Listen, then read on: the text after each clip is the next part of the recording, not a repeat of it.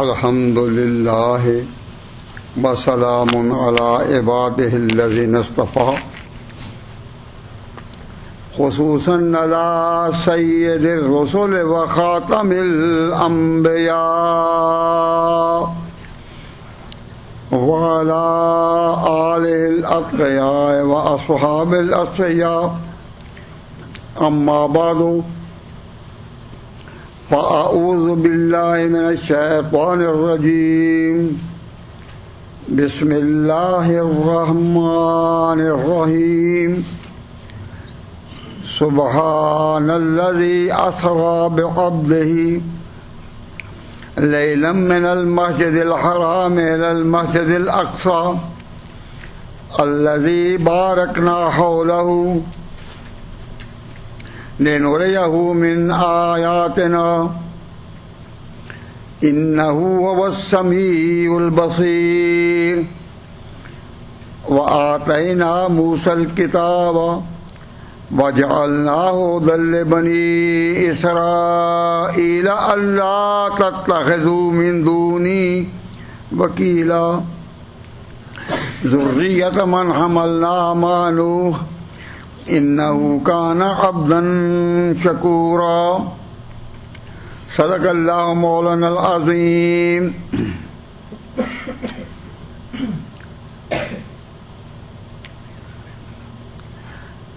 یہ قرآن پاک کے 15ویں پارے کا آغاز ہے، اور 15ویں پارے کے آغاز میں اللہ تبارک و تعالیٰ نے حضرت صلی اللہ علیہ وسلم کے سفر اسراء اور معراج کو بیان فرمایا ہے. حضور کا یہ جو سفر ہے جسے کہتے ہیں معراج یا اسراء، اس کا تذکرہ ہے، اور اس کے بارے میں پچھلی دفعہ بھی کچھ بیان ہوا تھا. آج بھی اسی کی تائید میں یہ بات کہتا ہوں. یہ بات اچھی طرح سمجھ لیں کہ یہ صرف سفر معراج کا بیان نہیں، یہ اللہ تعالیٰ کی اس حکمت کا بیان ہے کہ اللہ تعالیٰ کس طرح قوموں کو قوموں سے بدلتا ہے. آپ کا سفر معراج تو یہ ہے نا کہ اللہ تعالیٰ نے آپ کو راتوں رات مسجد حرام خانہ کعبہ سے مسجد اقصی تک پہنچایا. یہ تو ہے سفر، لیکن اس میں جو راز لپٹا ہے وہ اللہ تعالیٰ بتانا چاہتے ہیں کہ میں کس طرح قوموں کو قوموں سے بدلتا ہوں. پہلے جو قوم اللہ تعالیٰ کی ترجمان تھی، اللہ کی پیاری تھی، اللہ نے ان پر بڑے انعامات کیے، بہت انعامات کیے. اس کا نام تھا بنو اسرائیل.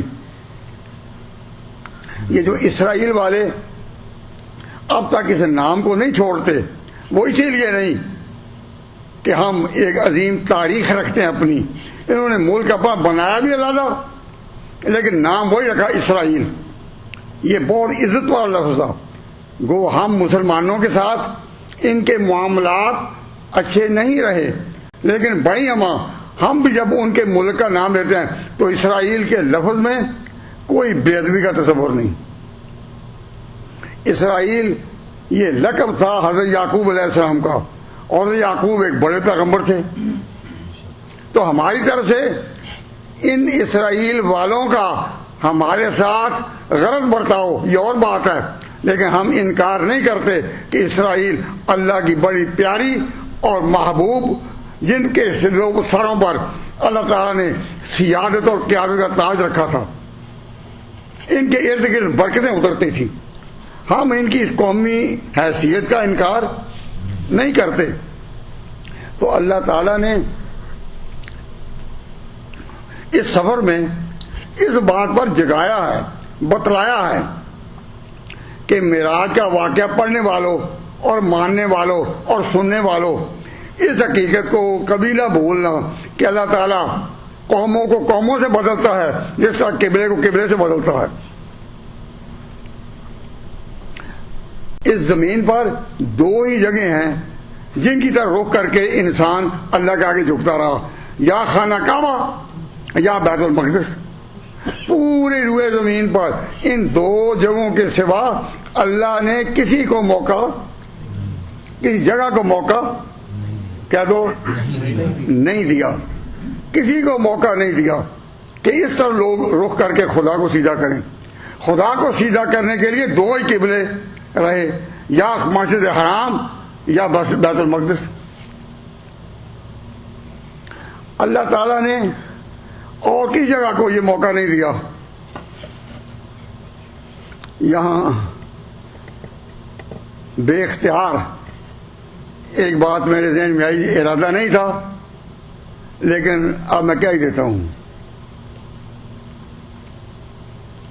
ذرا اس کو غور سے سننا.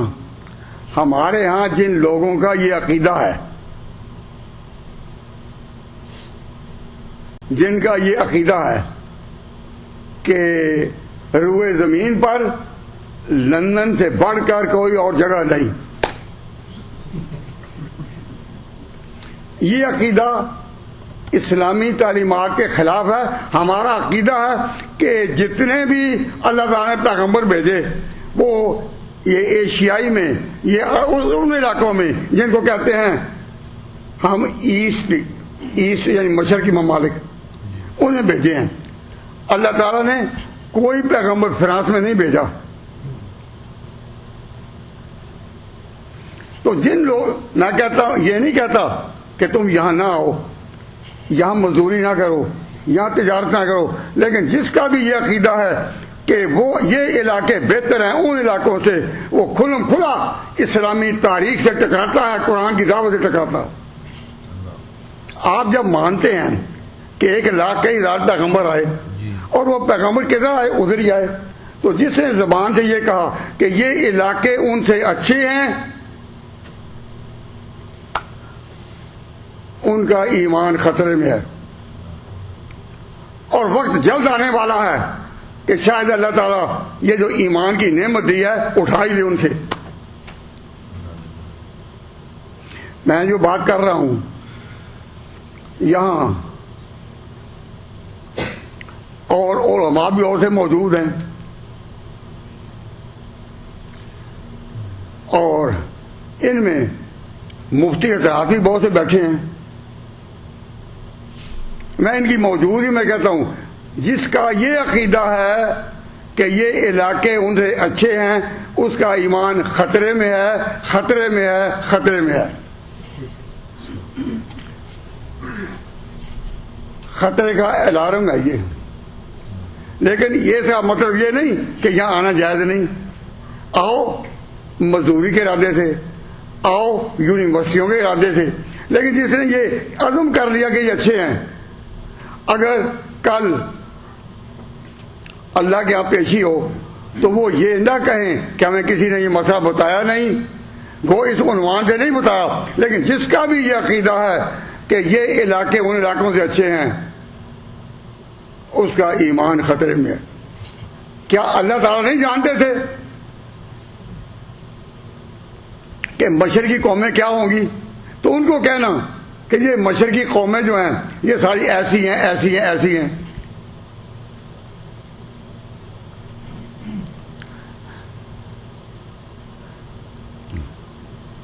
تو اس کے ساتھ کسی پورے کے پورے طبقے کو کہنا.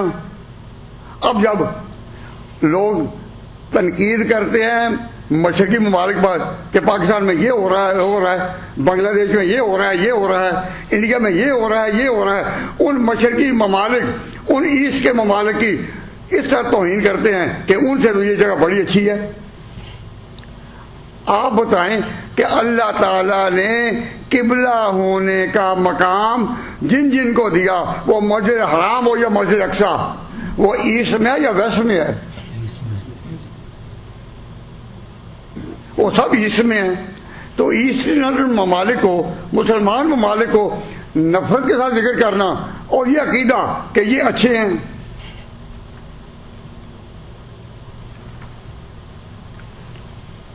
مجھے نہایت افسوس سے کہنا پڑتا ہے، میں نام تو نہیں لیتا، کئی لوگ اپنی مدرسوں میں بیٹھ کر اس کی باتیں کرتے ہیں کہ جی یہ جو داڑھی منڈانے والے ہیں نا، یہ داڑھی والوں سے، داڑھی والے ایسے، داڑھی والے ایسے۔ میں یہ نہیں کہتا کہ داڑھی والوں سے غلطیاں نہیں ہوتی، ہوتی ہوں گی اور ہوتی ہیں، انکار نہیں، لیکن یہ ریمارک کس طرح کرنا کہ داڑھی والے جو ہیں ان سے تو داڑھی والے اچھے ہیں۔ آپ اللہ کے گھر میں بیٹھے ہیں، اپنے دل سے پوچھیں، اپنے دل سے پوچھیں اندر سے کیا آتے کہ جیسے لوگ ہیں یا نہیں جو کہتے ہیں یہ اچھے ہیں؟ اور آپ نے کبھی اس قسم کے جملے سنے ہیں یا نہیں؟ میں مولوی احمد رضا خان صاحب، مولوی احمد رضا خان کے کئی مسائل سے میں اتفاق نہیں کرتا، لیکن یہ حق کا مسئلہ انہوں نے بھی اپنی کتاب میں لکھ دیا ہے کہ جو یہ کہے کہ داڑھی والے جو ہیں ان سے، جو داڑھی منانے والے ہیں وہ اچھے ہیں، وہ اسلام سے نکل جاتا ہے۔ جس کا دل چاہے میں یہ مذہب دکھانے کو تیار ہوں۔ میں ان سے استداری سے کر رہا ہوں کہ ہم چونکہ سب اہل سنت والجماعت کہلاتے ہیں، تو ان کے کئی پیرو بھی ہوتے ہیں تو پوچھتے ہیں، تو میں عرض کرتا ہوں کہ اللہ تعالیٰ تھوڑے عمل کی توفیق عطا فرمائے تو بھی غنیمت ہے، لیکن ان باتوں سے ڈریں جن سے کفر سامنے آتا ہے۔ تو بات یوں سمجھیے کہ صرف دو جگہ ہیں جن کو اللہ تعالیٰ نے قبلہ بنایا پیروی کے لائق، کون؟ مسجد حرام اور مسجد اقصی۔ ان دو علاقوں کے سوا کوئی نہیں۔ اور پہلی قوم جو اللہ تعالیٰ کی طرف سے انعامات کا مورد بنی وہ قوم تھی اسرائیل۔ اسرائیل اور اسرائیل کی عظمت قرآن پاک میں اتنی مذکور ہے، اے قوم اسرائیل تم پر اللہ نے انعام کیے، یا بنی اسرائیل، یا بنی اسرائیل، یا بنی اسرائیل۔ اب یہ اللہ کی کتاب آپ کے سامنے کھلی ہے، تو آپ اللہ گھر میں گواہی کیوں نہیں دیتے اس بات پر کہ یہ عقیدے جو ہیں کہ یہ زمین اچھی ہے؟ کہیں نہیں ہے کہ ساری دنیا کا قبلہ لندن ہو۔ کئی لوگوں نے بات بنا رکھی ہے، کئی باتوں نے، کہ سورج تو یہیں چڑھا ہوا ہے نا۔ بھائی سورج چڑھا ہوا، ایک سورج کیا، کتنی بھی سیادتیں بزرگیاں یہاں ظاہر کیوں نہ ہو جائیں، لیکن مسلمان کا عقیدہ یہ ہے کہ اللہ نے دو ہی قبلے، یا قبلہ مسجد حرام یا قبلہ اقصی۔ تو یہ جو معراج کا واقعہ ہے یہ ایک واقعہ ہے، حضور کی زندگی کا اہم واقعہ ہے، لیکن یہ بتاتا ہے کہ قبلے دو ہی ہیں، تیسرا کوئی نہیں۔ عزت کہتے ہیں کہ ہمارے تو اور بھی قبلے ہیں، کیا کہ اس ملک میں ہے، وہ اسی ملک میں وہ کہتا ہے میرے والد صاحب ادھر ہیں، تو میں خط لکھتا ہوں قبلہ والد صاحب، تو میرا قبلہ تو وہ بھی ہے۔ اللہ کے بندے، جب آپ نے والد کو قبلہ، تو یہاں لفظ ہے قبلہ مجازی، اس کو مجاز شرعی کہتے ہیں، مجاز شرعی۔ حقیقت شرعی یہ نہیں، حقیقت شرعی یہی ہے کہ یا قبلہ بیت المقدس ہے یا خانہ کعبہ ہے۔ تو والد صاحب کو جب کہو کہ قبلہ والد صاحب، تو یہ میں یہ نہیں کہتا نہ کہو، کیونکہ لوگ تو پہلے یہ چھوڑنے کو تیار ہیں، کہتے ہیں کیوں کہیں، لیکن اگر کہو بھی تو اس کو مجاز سمجھ کر کہو کہ یہ زبان میں مجازی طور پر ہے۔ تو اللہ تعالیٰ نے یہ جو مسجد، جو حضور کو جو واقعہ معراج میں سیر کرائی، اس کے بارے میں most significance affair of the event should born in mind every where. اپنے ذہن میں یہ باتیں رکھنی چاہیے۔ سبحان الذی، پاک ہے وہ اللہ، اسرا بعبدہ، جس نے اپنے بندے کو سیر کرائی، من المسجد الحرام الی المسجد الاقصی۔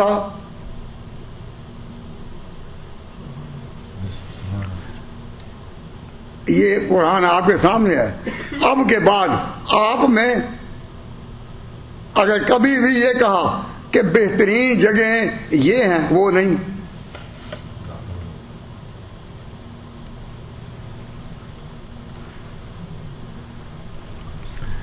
تو یہ سمجھیے کہ آپ پر حجت تمام ہو چکی. میں نے آپ کو مسئلہ سمجھایا ہے, اتنے علماء اس میں موجود ہیں, اس میں وہ بھی ہیں جو مفتی کے درجے کے ہیں. تو ایمان اپنا بچانا ہے اس ملک میں, اور یہ ہے کہ یا اللہ مرنا نصیب ہو کلمے پر. اس کی زبان سے اگر یہ نکلا کہ وہ جگہ اچھی ہیں, بس گیا.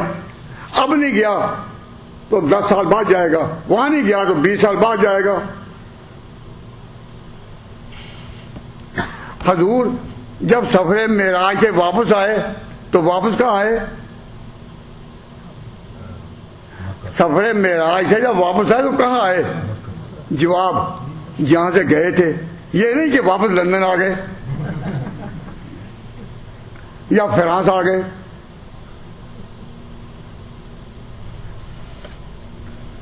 تو اللہ تعالیٰ نے فرمایا, اللہ نے سیر کرائی کس کو؟ حضور کو. کہاں سے؟ من المسجد الحرام. اب جو حضرات تعلیم یافتہ ہیں وہ میری بات کو یاد رکھیں, جو میں بات اگلی کہنے لگا ہوں. اس سے اگلی بات کو کیا, حضور کو جب اللہ نے یہ سیر کرائی تھی تو حضور کہاں رہتے تھے؟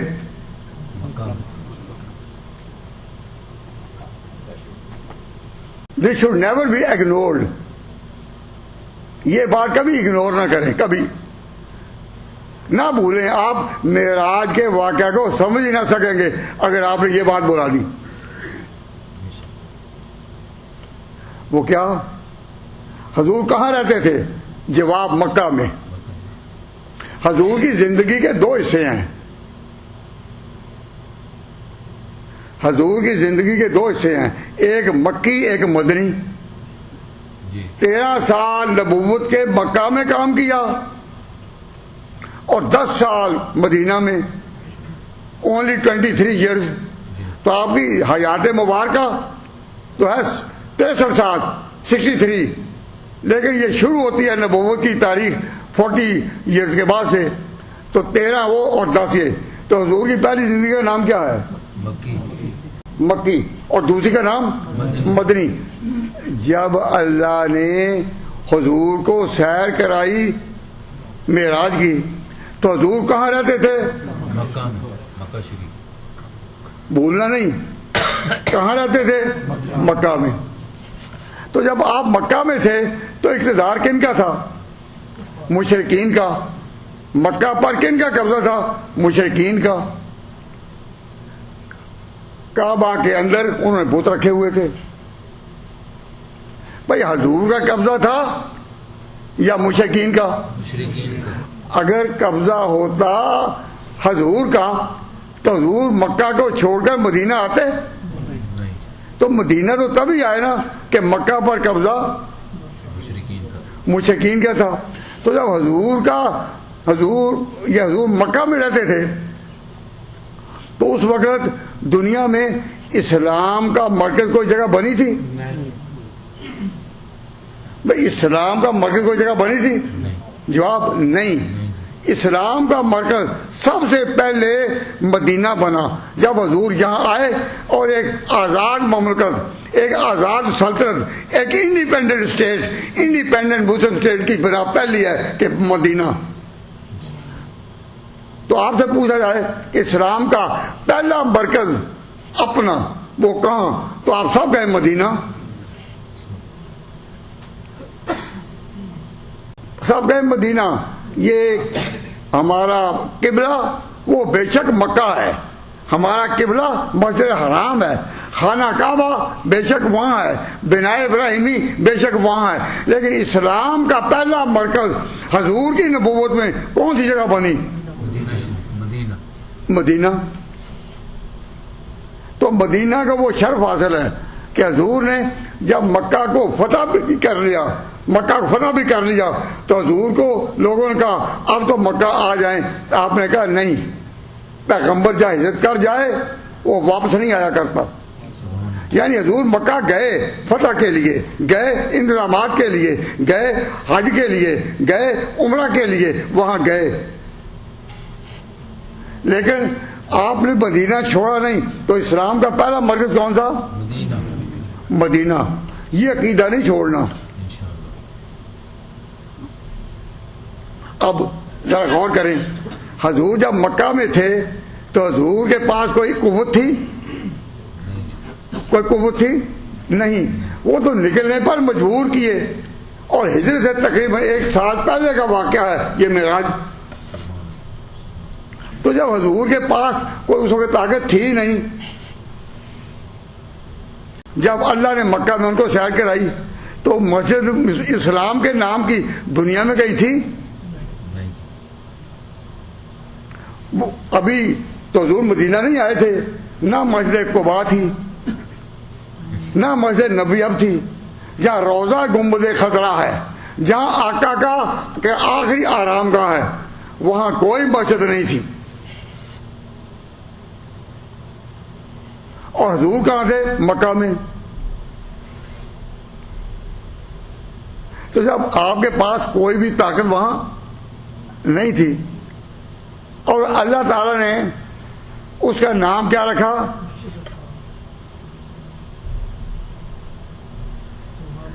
یہ پوائنٹ بھی میں کہتا نہ بھولیں، جی. ذرا توجہ کرو کہ یہ درس کی مجلسیں کہانیوں کے لیے نہیں ہیں، کہانیاں بیان کر کے میں قصہ بیان کر دوں. یہ عبرت کی آنکھیں کھولو. جی. جب اللہ تعالیٰ نے یہ اپنے پیغمبر کو سیر کرائی تو کعبہ کن کے پاس تھا؟ مشرکین کے پاس. اور حضور بے بس تھے، مکہ میں مجبور تھے، مظلوم تھے. لیکن اس وقت مکہ کیا تھا؟ کہو کعبہ. مکہ کیا تھا؟ قبلہ. مکہ کیا تھا؟ اس کو کتنی بھی عزت دو، بنا ابراہیمی، پر اس کا نام مسجد نہیں تھا. مسجد نہیں. قبلہ ہے، کعبہ ہے، بنا ابراہیمی ہے، انکار نہیں. اسماعیل کا مسکن ہے، حاجرہ وہیں دوڑی تھی، لیکن اس جگہ کا نام معراج کے وقت مسجد نہیں تھا.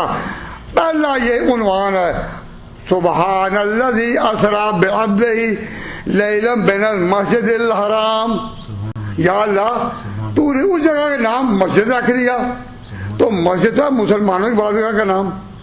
بھئی چرچ کن کی عبادتگاہ ہے؟ چرچ کن کی ہے؟ عیسائیوں کی. سنگاہ کن کی ہے؟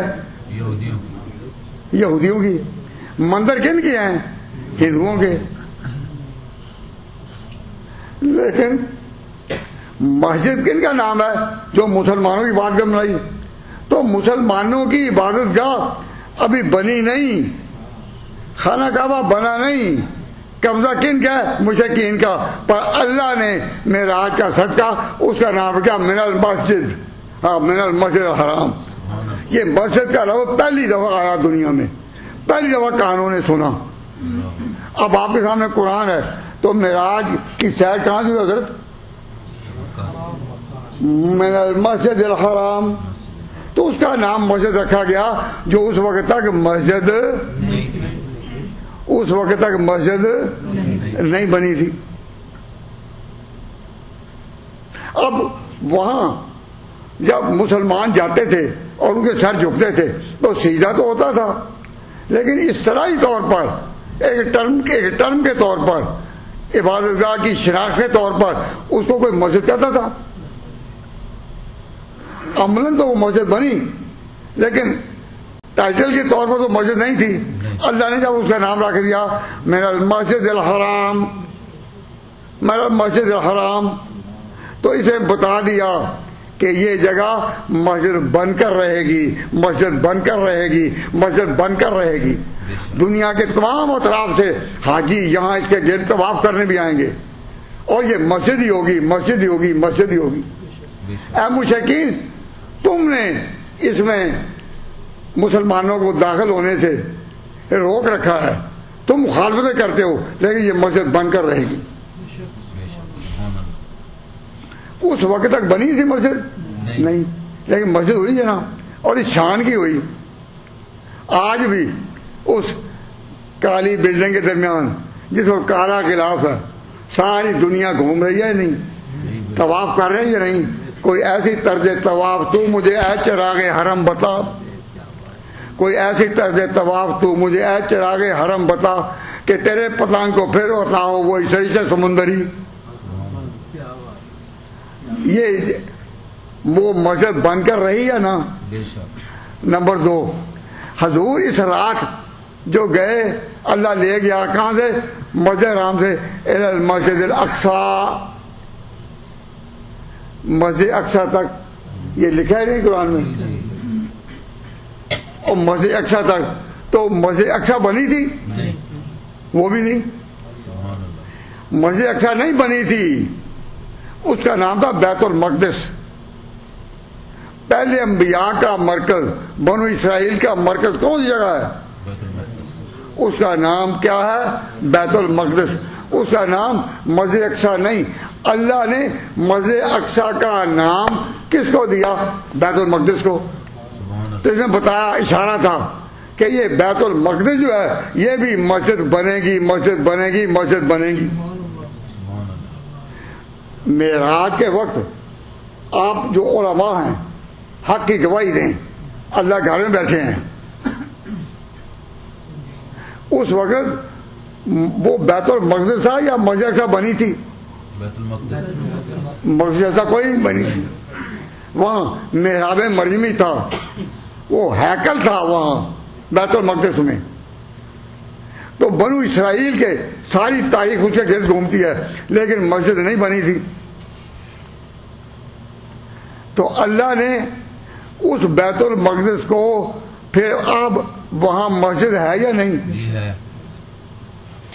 ذرا ہوش سے سنو، جی اب وہاں مسجد ہے یا نہیں؟ بالکل ہے. لیکن وہ مسجد کا اب نام کیا ہے؟ مسجد الاقصی. اس مسجد کا نام ہے مسجد عمر. عمر. مسجد کا نام حضرت عمر نے رکھا، وہاں مسجد انہوں نے بنائی، لیکن مسجد عمر اس کا نام پوری قوم نے رکھا ہے.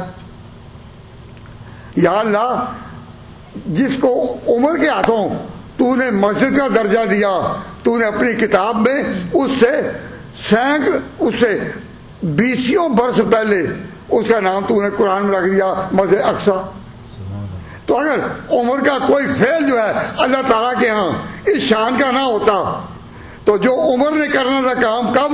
جب وہ مسلمان آئے، حضور آئے، فتح پایاب ہوئے، بیت المقدس پر جھنڈا ان کا لہرایا، تو مسجد کی بنا کس نے رکھی وہاں؟ حضرت عمر. ماشاء اللہ. بھائی بولنے میں کوئی کہنے میں حضرت عمر رکھی ہے نا. اور اللہ نے اس کا نام رکھا کئی سال پہلے مسجد اقصی. تو اگر عمر کا کوئی عمل اللہ تعالیٰ کے ہاں قابل عزت نہ ہوتا تو اللہ تعالیٰ نے جو کام عمر سے لیا وہ کئی سال پہلے اللہ تعالیٰ نے خود کہا مسجد اقصی، مسجد اقصی. سبحان اللہ. سبحان اللہ. اب میں آپ کے سامنے یہ باتیں اس لیے لا رہا ہوں کہ آپ کے عقیدے کی اساس، آپ کے عقیدے کی جڑ جس طرح ہے کہ مکہ اور بیت المقدس، مسجد حرام اور مسجد اقصی، اسی طرح ہمارے عقیدے کی بنا ہے حضرت عمر. سبحان اللہ. بے شک. بے شک.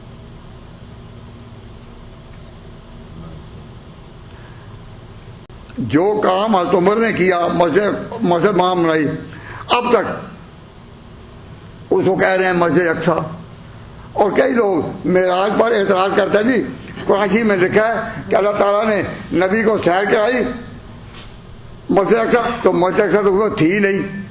سبحان اللہ. تو مذاق کرتے ہیں قرآن سے کہ قرآن نے کیسی غلط بات کہی کہ قرآن مسجد اقصی تک جا گئی تو مسجد تو تھی نہیں. مسجد اقصی کی جگہ تھی لیکن اس کا نام مسجد نہیں تھا. وہ جگہ تھی، مقدس جگہ تھی، اور اس پر اللہ نے برکتیں پھیلا رکھی تھی. فرمایا الی المسجد الاقصی الذی بارکنا حولہ، جس کے ارد گرد ہم نے برکتیں اتاری ہیں اس کے ارد گرد. تو مسجد حرام تو بیت المقدس جگہ تھی نا، جی. اس کے گرد جو برکتیں اللہ نے اتاری وہ کیا برکتیں ہیں؟ 1,00,000 کے قریب جو پیغمبر آئے ہیں، لاکھ نہ ہوں لیکن ہزاروں جو پیغمبر آئے، جی جی وہ سارے بیت المقدس کے قریب دفن ہیں یا نہیں؟ جی وہی دفن ہے نا. تو معلوم ہوا کہ جہاں پیغمبر دفن ہیں، اللہ والے دفن ہیں، ان جگہوں پر بھی برکتیں آتی ہیں. اولیاء اللہ کی شان بھی اپنی جگہ، صحابہ کی شان بھی اپنی جگہ، لیکن ان کی قبروں کو خالی نہ سمجھو. جو لوگ کہہ دیتے ہیں کہ قبروں میں کیا پڑا ہے، یہ غلط ہے. اللہ تعالیٰ نے برکتیں کہاں اتاری؟ بارکنا حولہ، ہم نے بیت المقدس کے گرد برکتیں اتاری ہیں. اور وہ اس کی سگنیفیکینس کیا تھی؟ معراج کا واقعہ کہانی کے طور پر بیان کرنا بھی مجھے آتا ہے، لیکن یہ میں اگر بیان کرنا چاہ جاؤں تو میں سمجھتا ہوں کہ قرآن نے جس طرح کہا کہ وہ قوموں سے بدلتا ہے، تو قبلے کو اللہ نے قبلے سے بدلا. یعنی بیت المقدس جو ہے نا، بیت المقدس، اس کو اللہ تبارک و تعالیٰ جل شانہ نے بدل کر اب قبلہ کس کو بنایا؟ مسجد حرام کو. تو قبلے کو قبلے سے بدلا. اس کے ساتھ ہی یہ مسئلہ مان لو کہ خدا قوموں کو قوموں سے بدلتا ہے. یہ بیت المقدس کے جو لوگ تھے، اس قوم کا نام تھا اسرائیل. اللہ تعالیٰ نے روحانی قیادت اور سیادت اور بزرگی کا تاج ان کے سروں پر رکھا. یا بنی اسرائیل، یا بنی اسرائیل، کتنی شان ہے ان کی. اے بنی اسرائیل، اے بنی اسرائیل، ان کی شان اتنی. لیکن اللہ نے قوموں کو بدل کر اب کہا کہ تم نے تورات کی بے پرواہی کی، تم نے تورات کے احکام بدلے، تو تمہاری روحانی سیادت، تمہاری قیادت اور بزرگی ختم. اب میں یہ عزت کا تاج ایک دوسری قوم پر رکھوں گا. اور وہ قوم کون سی ہے؟ بنو اسماعیل. بنو اسماعیل، بنو اسرائیل سے قیادت کا تاج واپس لے لیا گیا. اب اللہ تعالیٰ نے وہ سیادت کا تاج کن پر رکھا؟ بولو. بنی اسرائیل پر سے لیا. کن پر رکھا؟ بنی اسماعیل پر. اب اگر جن کا یہ عقیدہ نہیں کہ بنی اسرائیل سے اللہ تعالیٰ نے یہ روحانی قیادت دی اور پھر تو اللہ تعالیٰ نے یہ ایک رات کس کو اٹھایا؟ جو پیغمبر بنو اسماعیل میں سے تھا، بنی اسرائیل کا نہیں تھا. کہاں سے اٹھایا؟ خانہ کعبہ سے ہی، کیونکہ ابراہیم کا وہی وارث تھا. اسی کو اٹھایا اور راتوں رات پہنچایا ان کے گھر بیت المقدس. تو وہاں جب حضور گئے تو حضور کو جو آگے کھڑا کیا گیا مسجد اقصیٰ میں، وہ مسجد اقصیٰ اس وقت مسجد نہیں تھی. اس وقت مسجد نہیں تھی، لیکن وہ زمین تو تھی. تو جب حضور کو آگے کھڑا کیا گیا تو سارے پچھلے پیغمبر جو دنیا میں آ کر اپنا کام کر گئے تھے، پھر اللہ نے اپنی قدرت سے حاضر اس رات کیے گئے یا نا؟ جو لوگ کہتے ہیں کس سے حاضر کیے گئے، تو صاحب کو ہمیں نہیں پتا، لیکن ایمان ہے ہمارا کیونکہ اللہ نے کہا ہے. کوئی ضروری ہے کہ ہر بات سمجھو. اس طرح کی نادانی کی باتیں جو کرتے ہیں، یہ کس سے جمع کیے گئے، تو ہیلے بانا کہ وہ صاحب ہمیں نہیں پتا. مجھے جب بھی کبھی کسی نے کہا تو میں ڈٹ کر کہا کہ مجھے نہیں پتا. تو انہوں نے کہا کہ آپ پڑھے ہوئے ہیں اس طرح. تو میں صاف بات کرتا ہوں کہ پڑھا ہوا شاید جو کہے کہ میں ہر بات جانتا ہوں، اس سے بڑا جاہل کوئی نہیں. پڑھا ہوا شاید جو کہے نا میں ہر بات جانتا ہوں، اس سے بڑا جاہل کوئی نہیں ہے.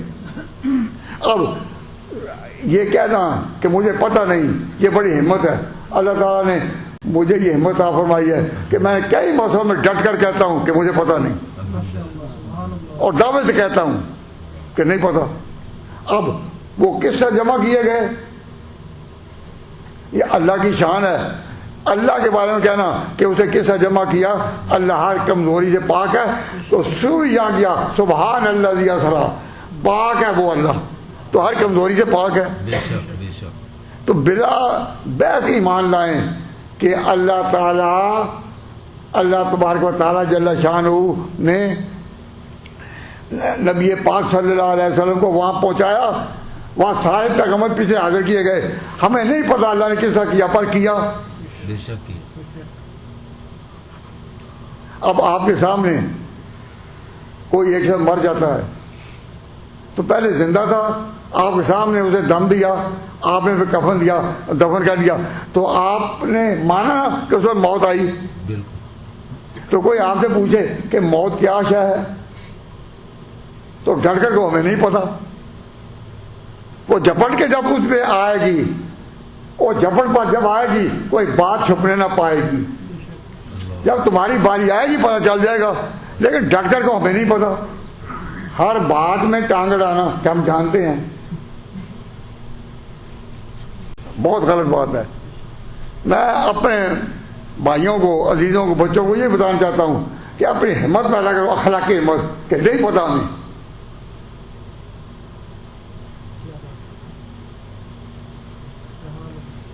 قرآن شریف میں ایک جگہ ذکر ہے کہ ایک عورت آئی حضور کے سامنے اور مسئلہ پوچھا، تو میں وہ مسئلہ تو بیان کر سکتا ہوں، لیکن ایک شخص نے کہا اس عورت کا کیا نام تھا، اس کا کیا نام تھا، تو اس کا جواب صحیح ہے کہ مجھے نہیں پتا. تو واقعہ کیوں بیان کرتا ہوں؟ کیونکہ اللہ نے بیان کیا ہے. میرا ایمان ہے کہ عورت آئی تھی، اسے مسئلہ پوچھا تھا، لیکن نام نہیں پتا تو اٹکل پچو کہہ رہا ہوں. تو ایسی چیزیں ایمان کو خراب کرتی ہیں. تو اپنے اندر یہ ہمت پیدا کریں ڈٹ کر. جو شخص اکثر اپنی مجالس میں کہے کہ مجھے نہیں پتا، سمجھو کہ اللہ تعالیٰ اس پر کچھ علم کا نور برسائے گا. ورنہ لوگوں کو ہمت ہی نہیں ہوتی کہنے کی مجھے نہیں پتا.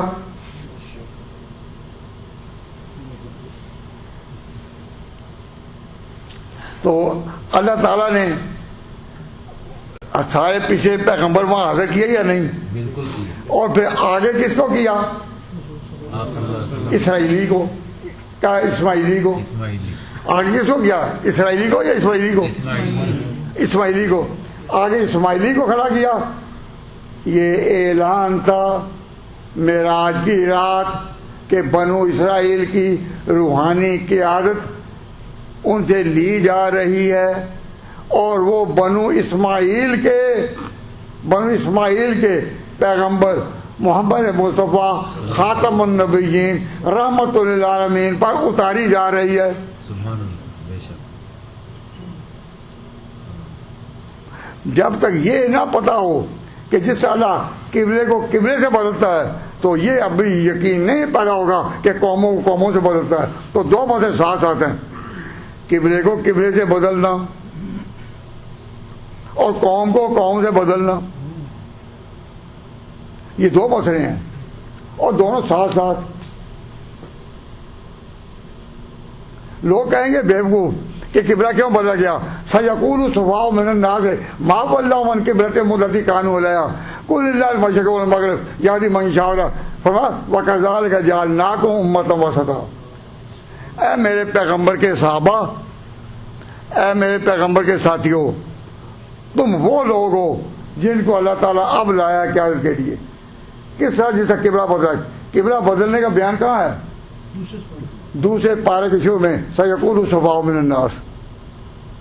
تو اللہ نے جب قبلے کے بدلنے کا اعلان کیا تو فرمایا ساتھ ہی وَكَذَلِكَ جَعَلْنَاكُمْ أُمَّةً وَسَطًا. اے میرے پیغمبر محمد کے ساتھیوں، اے صحابہ کرام، اسی طرح ہم نے تم کو بدلا. وَكَذَلِكَ جَعَلْنَاكُمْ أُمَّةً وَسَطًا لِتَكُونُوا شُهَدَاءَ عَلَى النَّاسِ. تم اب لوگوں پر ایک رہنمائی کرنے والے ہو جاؤ. تو اللہ تعالیٰ نے وہاں بھی پہلے قبلے کی آیت، قبلہ کیوں بدلا، اور آگے صحابہ کی شان. سورۃ بنو اسرائیل میں پہلے حضور کا سفر میرا مسجد حرام میرا مسجد اقصیٰ، پھر صحابہ کی شان کہ اس جگہ کا نام رکھا مسجد، اس جگہ کا نام رکھا مسجد اقصیٰ، جس کا نام پھر مسجد اقصیٰ کس نے رکھا؟ حضرت عمر نے. تو کام عمر کا اللہ نے ہر سال پہلے کہہ دیا مسجد اقصیٰ. اب جو لوگ بھی وہاں جاتے ہیں اور جب وہ مسجد اقصی میں اندر جاتے ہیں تو اوپر بار بار مسجد عمر ہے، وہ نہیں حیران ہوتے کہ یا اللہ عمر کو تو نے ایسا درجہ دیا کہ جس نے کئی سال بعد اس جگہ کا نام دینا تھا مسجد اقصی کا، تو نے قرآن میں پہلے کہہ دیا الی المسجد الاقصی۔ سبحان اللہ۔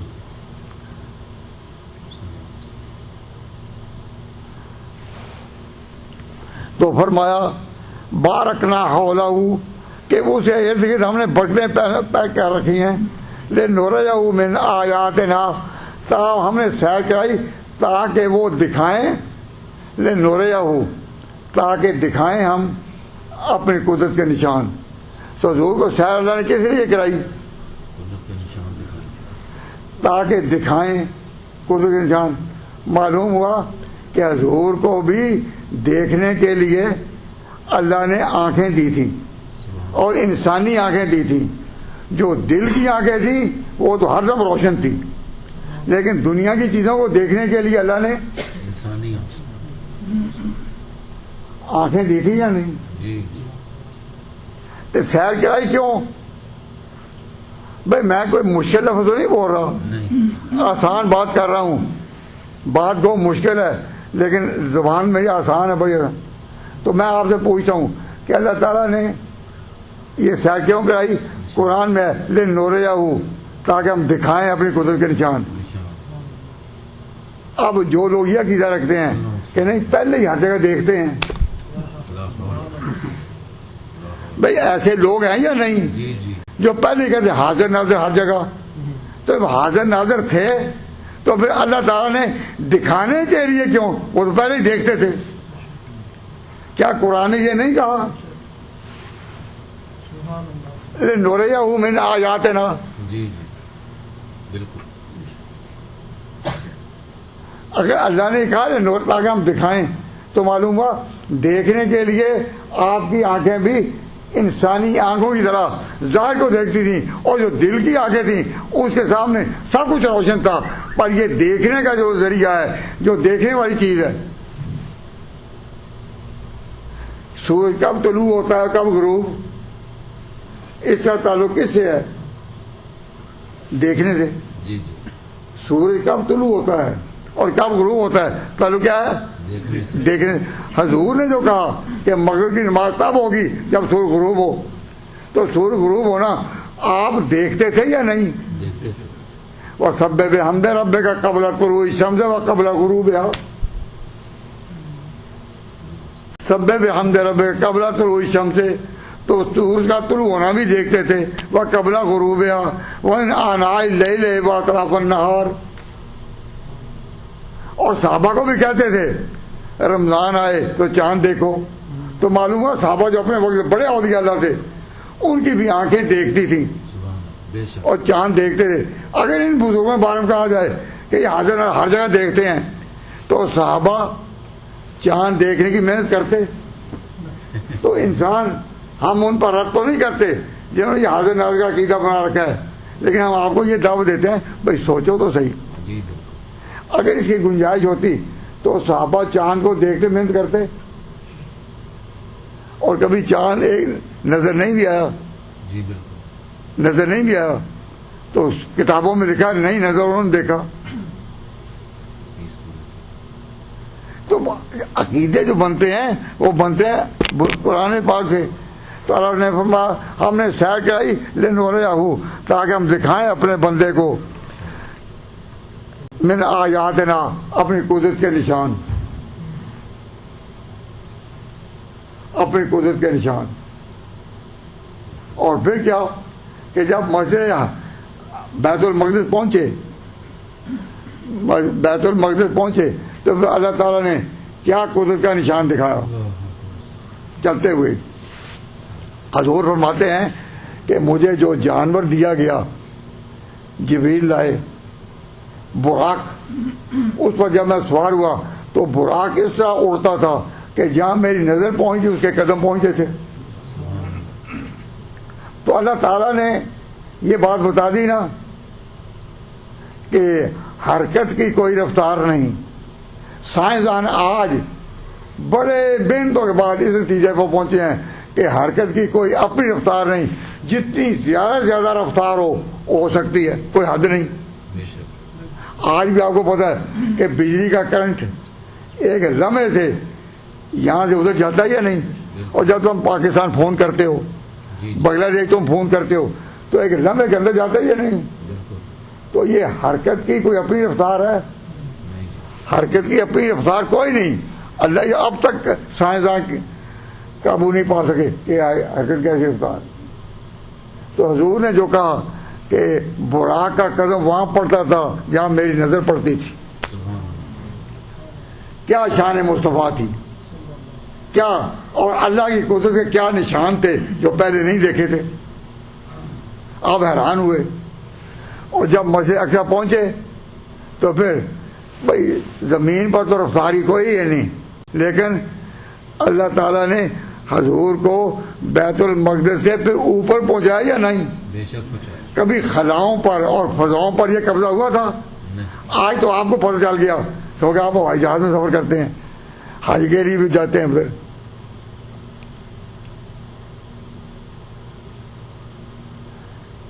یہ جو اوپر جانا ہے اس طرح جی آپ کے لیے سمجھنا آسان ہے، کیونکہ سائنس اتنی ترقی کر چکی کہ یہ اوپر چلے گئے، لیکن اس سے یہ آج سے 1500 سال پہلے 1500 سال پہلے جو حضور کے سفر معراج کو کیا بیان کیا کہ آپ اوپر گئے۔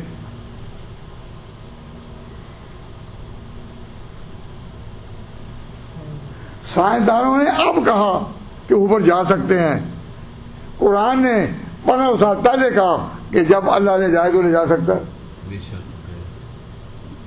تو بیت المقدس کے بعد زمینی سفر ختم، زمینی سفر ختم، اس کو کہتے ہیں اسراء، اور فضائی سفر شروع، سبحان اللہ اوپر کا سفر شروع ہوا۔ تو اب یہ سائنسدان کتنی بھی ترقی کیوں نہ کریں، اب جس مقام پر یہ پہنچے ہیں، کیا قرآن نے پہلے سے وہ باتیں نہیں کہیں؟ اور آپ کے ایمان کی اساس ہو یہ ہونی چاہیے۔ اور جو کہہ دیتے بس عام کہ جی ترقی یہی ہے، ترقی یہی ہے، ترقی یہی ہے، اور لوگ ہم لوگ ہیں کہ جی وہاں سے طالب علم ڈگریاں لینے کے لیے اس ملک میں کیوں آتے ہیں؟ اگر یہاں نہیں قبلہ، اگر یہاں روشنی نہیں تو کیوں آتے ہیں؟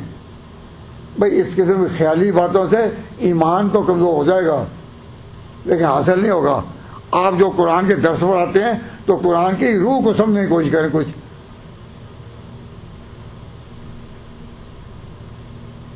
اور میں ہر کسی کو موقع دیتا ہوں کہ میری بات میں اگر شک ہو تو مجھ سے ہی پوچھو، باہر جا کر نہ کہنا کہ یہ بات سمجھ نہیں آئی، یہ سمجھ نہیں آئی۔ تو جو لوگ یہ کہہ دیتے ہیں نا کہ کہیں درس کی بات ہے، کہیں سمجھ نہیں آئی، اور جب ہم کوئی پوچھیں تو ہمیں وہ لڑائی میں ڈال دیتے جا رہے کہ آپ نے دیکھا میں نے جتنا عرصہ بھی اکیڈمی میں گزارا کبھی کسی مسئلے جاننے والا جھڑکا ہے؟ نہیں جی جھڑکنا ہماری عادت نہیں۔ جو مسئلہ نہیں ہوگا کہیں ہمیں نہیں آتا، تو جس کے پاس اتنا آسان جواب ہو وہ کبھی ڈرے گا؟ لیکن یہ کہنا دیکھیں یہ مسئلے اللہ کی امانت ہے، یہاں مسئلہ اپنا نہیں چلے گا، مسئلہ چلے گا دین کا۔ میرے کسی مسئلے سے اختلاف ہو میں کہتا ہوں مجھ سے نہ پوچھو، اس ملک میں مفتی موجود ہیں، اور آج بڑی خوشی ہے کہ چند مفتی حضرات بھی یہاں تشریف لائے ہوئے ہیں۔ تو مفتی ہیں اسی لیے مسئلہ ان سے پوچھو، میں نہیں دعویٰ کرتا، اور میں نے اب تک درس دیے ہیں، تقریریں بھی کی ہیں، لیکن میں نے مفتی کا ٹائٹل اپنے آپ کو نہیں دیا۔ کیوں؟ میں گناہ گار ہوں۔ اللہ مفتی کبھی اپنی نماز کا مسئلہ جو ہے وہ حق کی بات کہے گا، ہم لوگ دب کر نمازوں کو مکروہ بھی کر لیں گے۔ کہ جو باتیں ہوتی ہیں تو بات ہی اتنی لمبی کر دی، بات ہی اجتماع کے نجوم کا وقت آ گیا تو نماز مکروہ ہو گئی ہے نا۔ جی ہم لوگ عام جو گناہ گار ہیں، ہمارے ہاں اتنی کبھی دیر بھی ہو جائے کہ جب عصر کی نماز سفر کی وجہ سے ہم نے بڑی دیر سے ہی پڑھی، آخری وقت بھی پڑھی، لیکن مفتی کا فتویٰ پوچھا جائے تو وہ کہے گا کہ عصر کی نماز دیر سے نہیں پڑھنی، فتویٰ یہ ہوگا، اور ہم پڑھ لیں تو ہم غلطی میں اگر بھی کر لیں تو غلطی قانون نہیں بنتی۔ یہ افریقہ والوں نے کوئی کتاب شائع کی، اس میں میرا نام کہیں ذکر کیا کہ مفتی خالد محمود یہاں فلاں سانے میں آئے تھے، تو مجھے لوگوں نے کہا یہ آپ کو تو مفتی، میں نے کہا میں نے نہیں کہا، انہوں نے کہا ہے۔ میں اپنے ساتھیوں کو کبھی یہ ٹائٹل نہیں دیتا، کیوں؟ اس لیے کہ میں گناہگار ہوں، کمزور ہوں۔ نماز پر ایسا مر رہا ہے کہ سورج غروب ہونے کے قریب ہے، میں کہ جو عصر کی نماز پڑھی ہے، اللہ بچائے۔ اپنے گناہوں پر دوسروں کو اطلاع دینا یہ کوئی ایسی بات نہیں، لیکن ہم مجبوری میں ایسی باتیں کر کے، مفتی جو ہے مفتی اس کی بات میں اور اس کے فتوے میں آپ بھی محتاج ہیں، ہم بھی سب محتاج ہیں۔ میں نے اس لائن کو اختیار نہیں کیا تھا۔ آج یہ مفتی امین صاحب یہاں آئے اور میں نے کہا آج آپ بھی بزرگ نظر آ رہے ہیں، وہ جب پہلے تھے تو مفتی نہیں تھے، اب انہوں نے کہا میں بھی مفتی بن رہا ہوں، کورس کر رہا ہوں باقاعدہ۔ میں نے خوشی کا اظہار کیا، میں نے کہا ہمارے اوپر بے شک فتوے لگاؤ، ہمیں غصہ نہیں آئے گا، ہم ناراض نہیں ہوں گے، ہمیں کہہ دو ہم گنہگار ہیں، لیکن کفر و ایمان کے فاصلے قائم کرنے بتانا یہ اللہ نے کام مجھ سے لیا ہے۔ میں نے انگلینڈ میں جو 40 سال گزارے تو کفر و ایمان کے مسائل کو، عقائد کے مسائل کو، مسلک کے مسائل کو، دیوبند کے مسائل کو ایک ایک کو کھول کر بیان کیا، قوم کو جگایا نہیں، قوم کو بنایا ہے ایک قوم کو۔ تو یہ سمجھیں اللہ قوموں کو قوموں سے بدلتا ہے۔ پہلے قوم تھی اسرائیل، اب آئی اسماعیل۔ ہم کون ہیں؟ اسماعیل۔ میں تو ہوں اسماعیلی، حضرت ابوبکر صدیق کے اولاد میں سے ہوں، تو میں یعنی کھرا پکا ٹکا اسماعیلی ہوں۔ لیکن اسماعیلی ہونے کے باوجود میں بھی یہاں آیا ہوں، پی ایچ ڈی کی ڈگری بھی میری یہاں کی ہے۔ کوئی کہے کہ آپ کو اس کی کیا ضرورت تھی، تو میری کمزوری سے چلو میں نے کی غلطی کی، چلو میں تو جھٹ مان لوں گا، لیکن عقیدہ یہی ہے کہ جس کا یہ عقیدہ ہے کہ مشرق ممالک جو ہیں وہاں ہم نے نہیں جانا، چھوڑو، اللہ کا یہ فیصلہ ہے کہ یا مسجد حرام ہو یا مسجد اقصی۔ معراج کی رات تھی جس نے قوموں کو ایک کیا، قوموں کو۔ پہلے قومیں کسی تھی دو، بنو اسرائیل اور بنو اسماعیل۔ اب معراج کی رات جب اسماعیلی کھڑا ہوا مسجد اقصی میں یا بیت المقدس میں اور انہیں نماز پڑھائی، سارے ایک ہو گئے نا۔ وہ قوموں کو شیر و شکر کرنے والا، قوموں کو شیر و شکر کرنے والا محمد مصطفیٰ کی یہ شان یہ کہ قوموں کو ایک کیا۔ پہلے دو تھیں اب ایک ہو گئی۔ اب اس ایک قوم کو جو کہے کہ جی نہیں یہاں کے لوگ جو ہے نا وہ اچھے ہیں، یا جو داڑھی مڑانے والے ہیں وہ داڑھی والوں سے اچھے ہیں،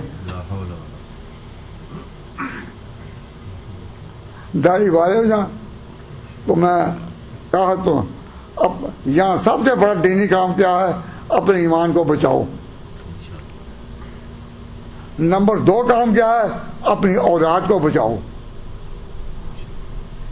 اپنے ایمان کو بچاؤ اور اپنی اولاد کو کفر کے گڑھے میں گرنے سے بچاؤ۔ اگر یہ ڈر ہو کہ یہی رہے اپنے ایمان کو بچانے کے لیے، آؤ مشرق میں، پھر کیوں؟ اللہ نے انہیں کو چنا ہے۔ دونوں قبلے مشرق میں ہی ہے نا، یہاں تو کوئی نہیں، اور یہ کوئی اپنی طرف سے کر نہیں سکتا۔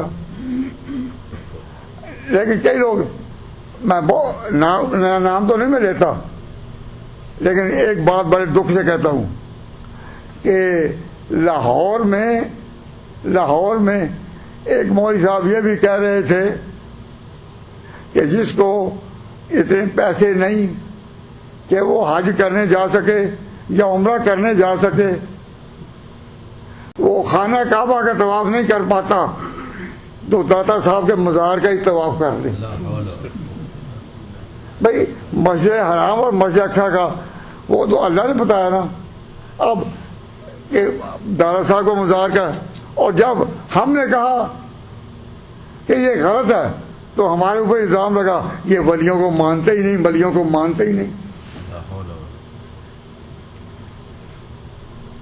اور یہ تحریری شہادت بھی میرے پاس موجود ہے کہ طواف کا حق. اب بتائیے کہ میں کیا اولیاء اللہ کا منکر ہوں؟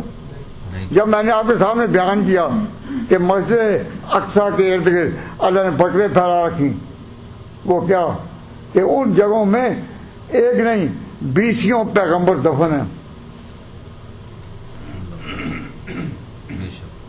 20 پیغمبر دفن ہیں. ایک مجھے لطیفہ یاد ہے چھوٹا سا، کیا کہ ہمارے سیاسی قائدین میں محمد علی جوہر ایک بڑے لیڈر گزرے ہیں. ان کو جب لندن کانفرنس میں بلایا گیا اور ہندوستان کی آزادی کے لیے انہوں نے پارلیمنٹ کے سامنے اپنے خیالات کا اظہار کیا تو ان کی زبان سے آخر میں ایک جملہ نکلا کہ یا اللہ، اگر میں اپنے ملک کے لیے آزادی کی راہ طے کر کے نہیں جا رہا تو مجھے ہندوستان جانا نصیب نہ ہو، میں ناکام ہوں. اگر میں ہندوستان کی آزادی کے لیے کوئی مسئلہ لندن میں طے نہیں کر سکا مجھے وہاں جانا نصیب نہ ہو. انہوں نے بات کہہ دی. کہاں کہہ دی؟ لندن میں. تو ان دنوں ہوائی جہاز نہیں، یہ جہاز بحری جہاز سے زیادہ چلتے. تو جب وہ بحری جہاز میں واپس آ رہے تھے تو جب بیت المقدس کی زمین آئی تو وہاں ان کا انتقال ہو گیا. وہ انتقال جو اسے دعا کی تھی پوری ہو گئی. میں خود اسرائیل میں جب گیا ہوں بیت المقدس میں تو میں نے وہاں دیکھا کہ جو بڑی دیوار تھی اس کے ایک جگہ ایک تہ خانے میں سے گزرا. تمہارے کہتے کہ یہ ہندوستان کے سیاسی قائد محمد علی جوہر کی آخری جگہ ہے.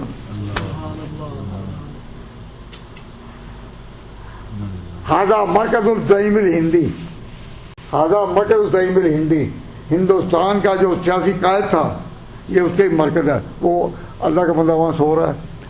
تو وہاں ایک نہیں اللہ نے کئی بکرے پھیلا رکھی ہیں. اور حضرت سلیمان علیہ خیر اب میں کیا کہوں، ارادہ تو یہ کہ آگے اللہ نے جو بیان کیا ہے کہ بنی اسرائیل سے ایک وعدہ کیا گیا تھا کہ تم 2 دفعہ زمین میں فساد کرو گے، 2 دفعہ. وہ کیا فساد تھا اس سے آگے تذکرہ ہے. اس کے بغیر یہ معراج کا واقعہ آگے چلتا ہی نہیں. اور میں بیان کرتے کرتے بھی کچھ تھک گیا ہوں. آپ حضرات سے میری یہ درخواست ہے کہ جب درس میں آئیں تو اس نیت سے آئیں کہ کچھ سمجھ رہے، انڈرسٹینڈنگ پیدا کریں. اور جن لوگوں کو ہم کہتے ہیں کہ بھائی تم درس میں آؤ اور وہ آتے بھی ہیں، ان سے پوچھیں کیا کس لیے آتے ہو؟ کہتے ہیں ثواب کے لیے. بھائی ثواب تو اچھی چیز ہے لیکن یہ علم کی مدد ہے نا. ثواب کے لیے عمل ہے، عمل اپنا کرو ٹھیک ہے، لیکن علمی مدد میں آنا ثواب کے لیے یہ تو کوئی تک نہیں. یہاں انڈرسٹینڈنگ پیدا کرو. اللہ تعالیٰ نے جو جگہ اس کو عزت دی ہے وہی مفتی صاحب کہاں ہیں؟ آپ اپنا پروگرام بتائیں. پھر کوئی میں نے جو مسئلے بیان کیے کسی سے اختلاف ہے؟ یہ سب حضرات کہہ رہے ہیں کسی سے اختلاف نہیں. یا اللہ قبول فرما.